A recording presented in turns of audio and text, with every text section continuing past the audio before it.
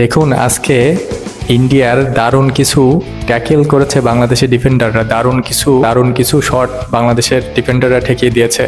তা না হলে বাংলাদেশ কিন্তু বড় বিপদে পড়তে। বিশেষ করে হামজা চৌধুরী, ইন্ডিয়া বারবার আক্রমণে গিয়েছে কিন্তু বারবার ঠেকিয়ে দিয়েছে এবং ডান সাইড দিয়ে তারা কোনো আক্রমণই করতে পারেনি।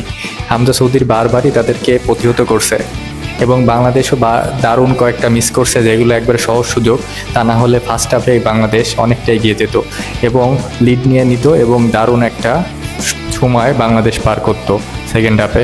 তো বারবার বাংলাদেশ এই সুযোগগুলো মিস না করলে হয়তোবা ভালো কিছু হইতো এবং বাংলাদেশ দারুণ কিছু ট্যাকেল করেছে, এই জন্য ইন্ডিয়া তাদের গোলই করতে পারেনি। তাদের সুনীল ছেত্রী কিন্তু শেষ পর্যন্ত গোল করতে পারেনি এবং তাকে কিন্তু বারবার ট্যাকেল দিয়ে বাংলাদেশের ডিফেন্ডাররা ঠেকিয়ে দিয়েছে এবং হামজা চৌধুরী বারবার ট্যাকেল দেওয়ার চেষ্টা করছে।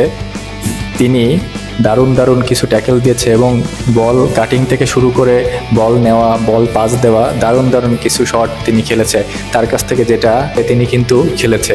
প্রথম ম্যাচ বলে কথা, ইন্ডিয়ার প্লেয়ারদের উপর যে বলটা কেড়ে নিচ্ছে, বলটা তাদের পা যার মাত্রই তিনি দৌড়ে গিয়ে যেভাবে বলটা তার কাছে নিয়ে নিচ্ছে এবং দুর্দান্ত পাস দিয়েছে এবং একটা তো প্রায় গোল হওয়ারই সম্ভাবনা ছিল তার পাশে, কিন্তু তারপরেও গোলটা নিতে পারলো না। এটা একটা ব্যর্থতা।